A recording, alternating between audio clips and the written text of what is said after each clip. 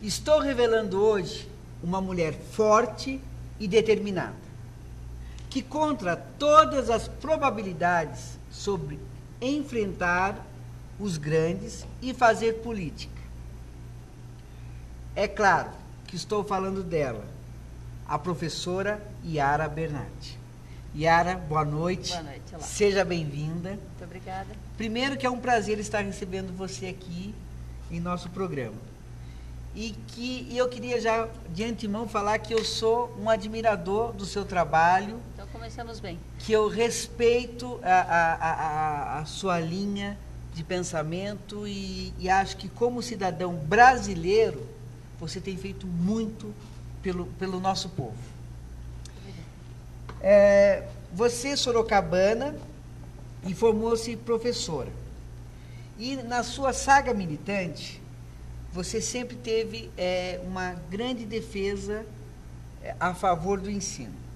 Poderia falar um pouquinho sobre isso? Eu construí a minha militância política atuando na educação.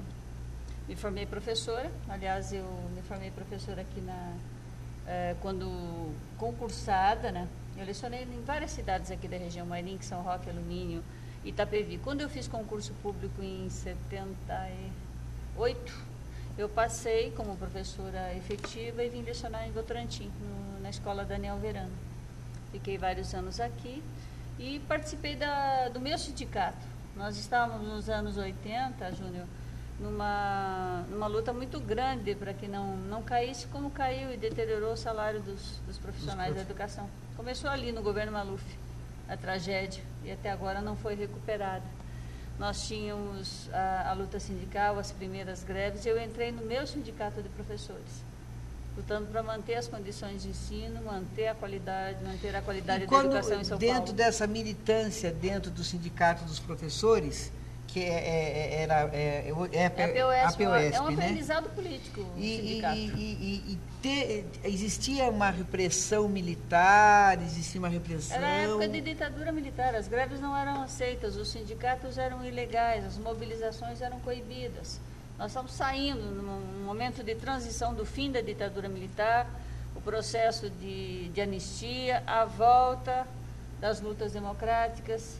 A gente estava brigando pela redemocratização do país, as eleições diretas que nós não tínhamos. E a luta sindical se inseria em tudo isso, defendendo os direitos dos professores, a luta pela qualidade de ensino. E você acha que essa luta, que começou lá atrás, ainda ela tem muito a ser feita? Eu atuei toda a minha vida na área da educação, como professora, sindicalista, vereadora, deputada federal. Eu fazia parte da Comissão de Educação e Cultura da Câmara. O Brasil tem um atraso imenso em termos educacionais, porque muitos países já tinham resolvido em termos de oferecer educação para todos, a educação básica para toda a população, que a maioria dos países desenvolvidos resolveu isso na década de 50, 60, nós estamos tentando resolver hoje. Nós temos 60 milhões de brasileiros que não têm 4 anos de estudo, que não tiveram oportunidade de estudo. Até 1960, 40% da população brasileira era analfabeta. Então, esse atraso você não tira num dia. Acho que houve investimentos nos últimos anos, no governo do presidente Lula, da presidenta Dilma, investimentos significativos na educação. Por exemplo, nós trouxemos uma universidade pública para cá. Foi uma luta minha como deputada federal que a cidade tivesse, que a região tivesse uma universidade federal de qualidade. Que é um ganho para a região, hoje. É um ganho para o Estado, é investimento. É pesquisa, é a participação da universidade fornecendo o seu conhecimento para o crescimento da região. Você acredita que essa sua militância, esse seu trabalho já à frente desse sindicato é que fortaleceu o ideal de formar, né, e de fundar em Sorocaba o grupo do Partido dos Trabalhadores? Foi tudo acontecendo. Nós estávamos numa luta geral de trazer a democracia de volta para o Brasil. Eleições diretas, E aí a formação de um partido novo. Nós tínhamos só dois, o MDB e a Arena, oposição e situação, a ditadura militar. Os governos do Estado eram nomeados, os governadores, e a gente lutava pela volta das eleições diretas. Houve todo um movimento, após as nossas lutas, dos professores, as greves de São Bernardo, os metalúrgicos, que foram marcantes na história do país. Você acha que aí teve um entrave de professores, metalúrgicos? Várias categorias de trabalhadores do país lutavam pela volta da democracia, movimento contra a carestia, pelo emprego, a luta pela a manutenção dos salários, pelo emprego. Um grande movimento dos artistas. Dos artistas, das mulheres, dos movimentos de bairro.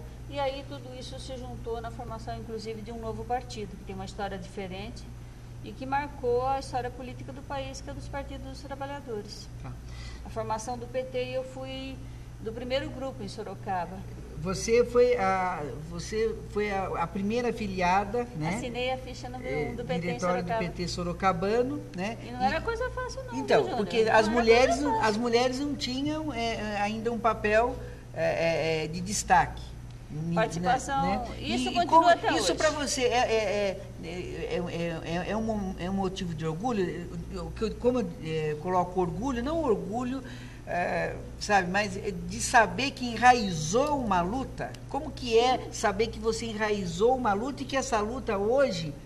É que isso é orgulho para a gente, porque a gente faz parte da história desse país. Hoje nós elegemos a primeira presidenta mulher, isso faz parte de uma história. A volta da democracia, o fim das ditaduras militares na América Latina. O Brasil estava numa ditadura e outros países da América Latina. Era uma política internacional desenvolvida de manter ditaduras. E nós tivemos agora, acho que uma novela muito importante aí que trabalhou com esse tema da época da ditadura, das torturas, das perseguições, que muita gente não conhece, parece que não existiu isso no país.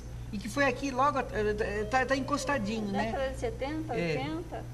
E nós fizemos parte de uma história, de uma mudança muito séria nesse país, que é a volta da democracia. Lutamos pelas eleições diretas. E eu participei da primeira eleição que o Partido dos Trabalhadores disputou em 82. Em 83 me elegi como uma das primeiras vereadoras em Sorocaba. Ajudamos a fundar o PT, legalizamos o partido no Brasil todo, e as regras eram muito difíceis de serem cumpridas, com toda a discriminação, com toda a perseguição, porque não era fácil fazer movimento político. E você também foi a primeira a se candidatar, a primeira mulher a se candidatar. Candidatas já aconteceram, tiveram outras em Sorocaba, não se elegeram. Sim. Fala, por exemplo, de Salvadora Lopes, aquela sindicalista da área têxtil que no tempo da ditadura de Vargas se elegeu vereadora em Sorocaba pelo Partido Comunista e foi cassada, não chegou a assumir. Então, quem assumiu pela primeira vez em Sorocaba fui eu e a vereadora Diva Prestes, fomos as duas primeiras mulheres, ela pelo PMDB e eu pelo PT. E aí o PT se consolidou no país. Naquela época, por exemplo, nós não tínhamos ainda eleição para presidente, só para governador de estado.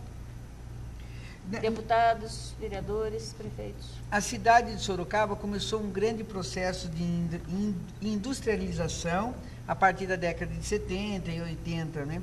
E na retaguarda, como, por exemplo, Santo André, São Bernardo, São Caetano, até mesmo Campinas, hoje é considerada, né, a quarta maior cidade paulistana a receber novos investimentos. Certamente, nesses 14 anos de mandatos de vereadora, você contribuiu muito para isso. Como que a gente pode entender essa sua contribuição? Como você acabou de falar dessa universidade que você lutou para trazer para Sorocaba. Dentro dessa trajetória, o que mais que a Yara Eu fiquei trouxe? 14 anos como vereadora em Sorocaba, eu era muito ligada aos movimentos populares, sempre ligada à luta pela educação. Dou um exemplo, a questão dos direitos humanos, é de minha autoria a lei na Câmara Municipal de Sorocaba, que criou a Casa Abrigo para as mulheres vítimas de violência, numa época que a gente não falava muito disso.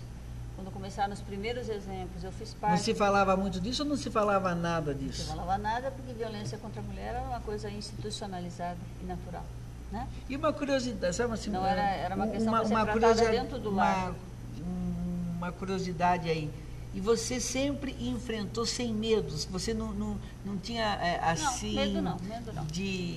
de alguma emboscada? Porque, na realidade, você estava mexendo e mexe com questões que, às vezes, não vão de total interesse. Volto a dizer, não era uma época de democracia, não, que você podia usar o microfone e falar o que quisesse.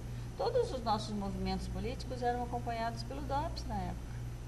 Quando nós tivemos a noite do beijo em Sorocaba, que foi um movimento da juventude, quase que houve enquadrados na Lei de Segurança Nacional, eu fui chamada para depor no DOPS por causa da noite do beijo.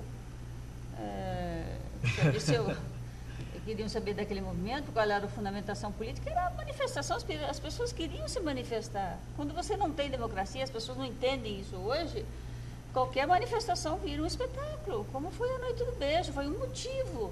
O juiz proibiu o beijo em praça pública, os jovens se revoltaram, e aquilo se tornou um movimento político, é pela liberdade. E aí era assim, quase que eu fui enquadrada na Lei de Segurança Nacional por causa da noite do beijo. Todos os nossos movimentos eram acompanhados de longe pelo DOPS. E depois foi esse enfrentamento. Você tinha medo? Não, nós não tínhamos medo, achava até que era obrigação nossa fazer isso mesmo. Estamos fazendo parte da história, construindo a história. Eu tinha consciência disso, que a gente estava fazendo uma luta extremamente séria. Eu fui do Comitê pela Anistia, Comitê Brasileiro pela Anistia, que lutou e denunciou no Brasil e fora do Brasil a questão da ditadura, dos perseguidos políticos, dos mortos pela ditadura, que lutou pela volta dos exilados políticos. Acho que foi um dos movimentos políticos mais importantes que eu acho que eu já participei na minha vida, a luta pela anistia, que até hoje não se concretizou de fato. Até hoje não tem porque a esclarecimento, anistia anistiou os torturadores também.